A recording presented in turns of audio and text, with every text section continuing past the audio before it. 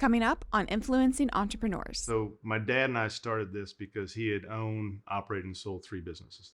And I was graduating from college at the time, and his version of the story is I couldn't get a job. So my mom made him start a business with me. So rode his coattails, first couple of years, he would probably say, first decade or so, learning the business. And then, like I said, then he was ready to retire.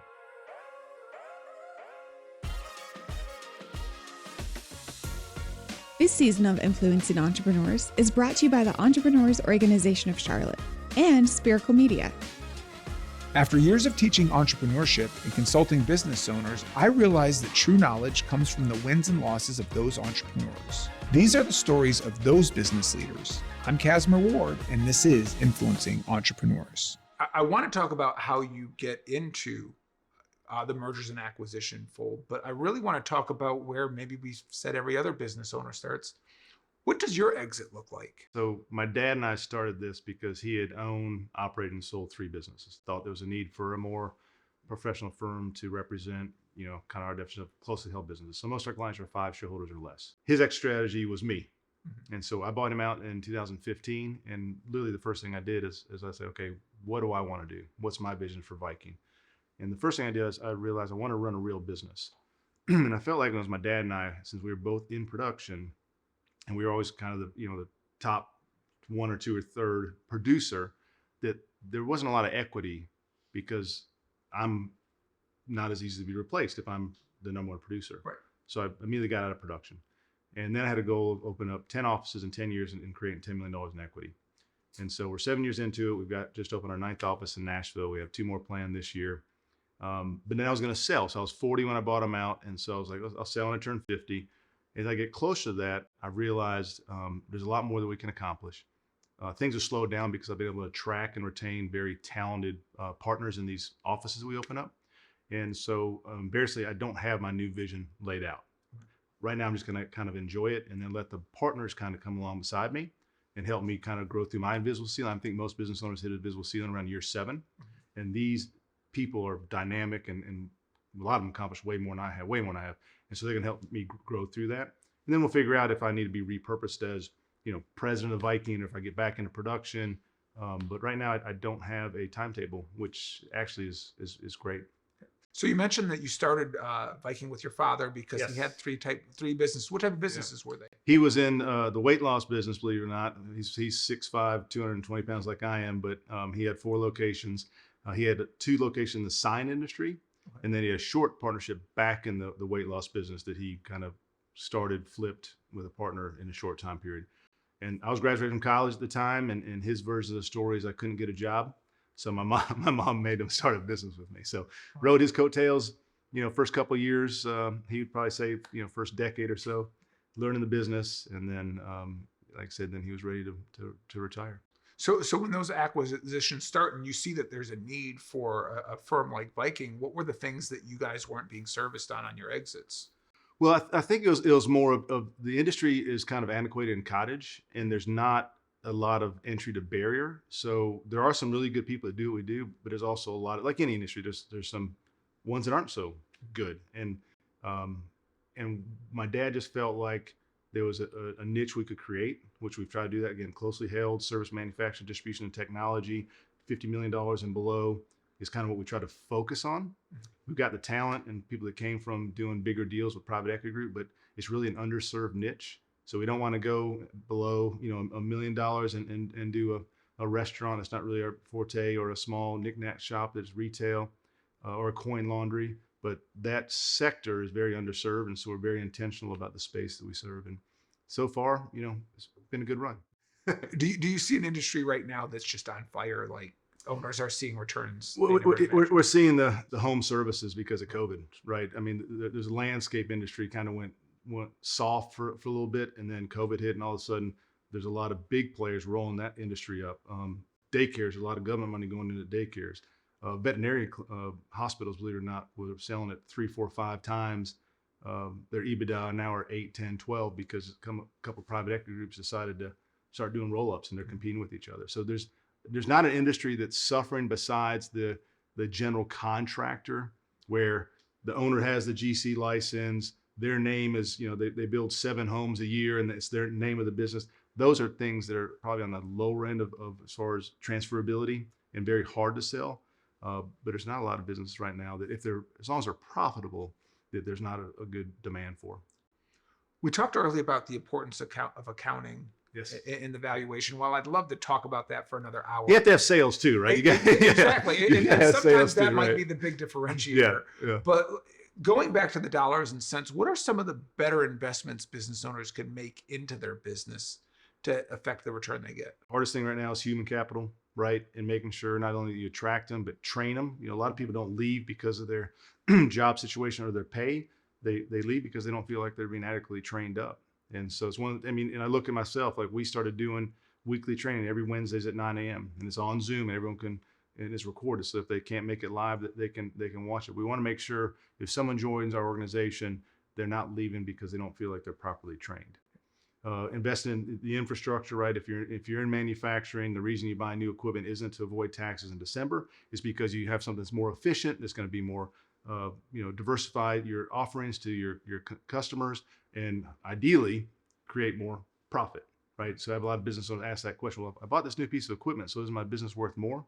Like, well, first tell me why'd you buy that piece of equipment? It should be because you have more capabilities and you're going to do things faster, quicker, more efficient, which means more profit, and that's what's going to drive the value of your business.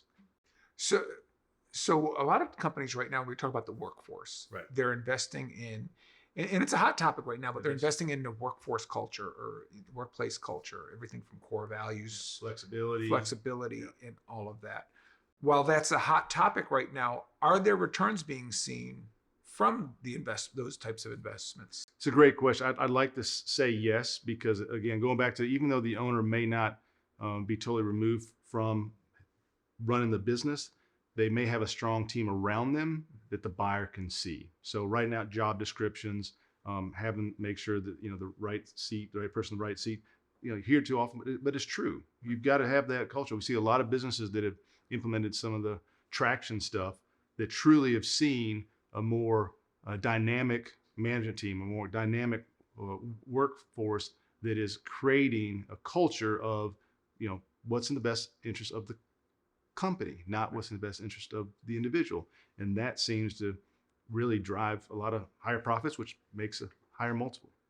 You're building out your workforce, you're building out your accounting, of course, number one, and maybe sales. Yeah. We talked about it's a lonely island, being an entrepreneur. What are some of the resources or places you've gone to find the support? Entrepreneurs Organization is my go-to. I've been a member there for 12 years. I have my forum. I truly don't think I would have even bought my dad out if I was. I really feel like I probably would have sold to whatever owner wanted to buy and work for the new owner if I didn't join EO and kind of have that support group to kind of bounce ideas about and hear their stories and experience share of their successes. And I definitely don't think I would have opened up 9 offices. It would have been something that just was outside of my conservative mindset. But being part of that and having all the learning events and the training and having kind of a board of directors kind of help navigate through that process, I think is the single source what helped me do whatever small amount of accomplishments I've had. So you're in EO and you have that aha moment. Was there any certain point that aha moment resonated with you? I think every month we get together and one or two people are presenting on a challenge they have. Most of the time when you first join EO, you're presenting on business challenges, but you get to know and like and trust we call it a forum, but think of like a board of directors. There's normally 8. And you really know that they've got a lot of experience in other areas. So people share on kids, on aging parents, on challenges in their marriage, so it goes beyond that. But in this particular setting, I do remember just talking about openly and hearing their stories of when they've been faced with a challenge of, do I make this business decision? And it's not always like no one's telling you what to do. They're telling you what they've done when they were faced with a similar situation or having a similar emotion. And then as your own person, you make a decision based on the collective group's information they've shared with you. So for me, it's very powerful. I think all business owners, whether it's EO or Vistage or C12, there's a lot of organizations out there. And you can't talk to your neighbor all the time. You can't always talk to your spouse. Sometimes you can't talk to your accountant unless they happen to be an entrepreneur. Right. It has to be a CPA or accountant. And a lot of them aren't. A lot of them are. They're great at what they do, They're but great they at what don't they do. understand what it Exactly. takes to run a business. Right. I feel like it's a very important part for a lot of business. And we recommend when people are buying a business, like, here's an awesome opportunity for you to get involved and talk to people that may have been there and done that and have the same challenge you're having from the beginning, even though you're coming in, 15, 20, 25 years into the existing organization. So you decide to buy your father out at that point. Family businesses can be tricky. How did that transition go? Well, because he did stick around as a senior advisor for 2 years, kind of full time, and then about 18 months part time until he fully retired. So my biggest, I guess not concern, but happy realization was my dad truly did go hands off, because he was very much in control when we were partners, and he liked to oversee every aspect. And I'm kind of the opposite, where I want people to learn and grow on their own and don't want to, look over their shoulder. And he truly just was hands off, I guess because he got his money, he's okay. But he would, like, if I came to him with a question, he would definitely answer, but he did not interfere with what I was doing unless I asked him. So I was pleasantly surprised, because I did not expect that to transition as well. As we start closing things out, any advice you have to business owners out there when they are setting their goal? Working closely with your financial advisor, your accountant, your attorney, and know who your intermediary or advisor is earlier, so they can get to know your business, help you plan your exit strategy. I think business owners should do a valuation every year. A lot of people, I think, it's kind of like flying blindly. It's like, I don't know where I'm going. I'm in the air. It's like, well, you own your business. Where are you going? Or where are you? And so putting a stake in the ground and saying, okay, this is what I've done after, I think after about 5-7 years, it's time to start doing valuations. And most businesses, it's hard to sell if they're not at least 5 to 7 years or older. But then every year, do it. Share that information with your financial advisor so they can paint the picture of where you are. If you have a goal of retiring at a certain age, knowing that right now only half the people are selling to retire. A lot of people are selling because they did hit that invisible ceiling if they can't take the next level, or they don't want to hire that next employee, open that next location, buy that next piece of equipment. And they just want to turn their equity into cash and do it again, like my dad did. He was a serial entrepreneur, right? He owned 4 businesses in a less than a 25-year time period. And the longest one was the one he owned with me. Excellent. Well, Jay, I appreciate your time with us Cass. today. That was fun. Excellent. Thank you. Thank you. Influencing Entrepreneurs is brought to you by the Entrepreneurs Organization of Charlotte and Spherical Media. Thanks for watching. Be sure to subscribe to our YouTube channel at youtube.com/Nexagy Education, or visit CassmerWard.com to catch up on previous episodes.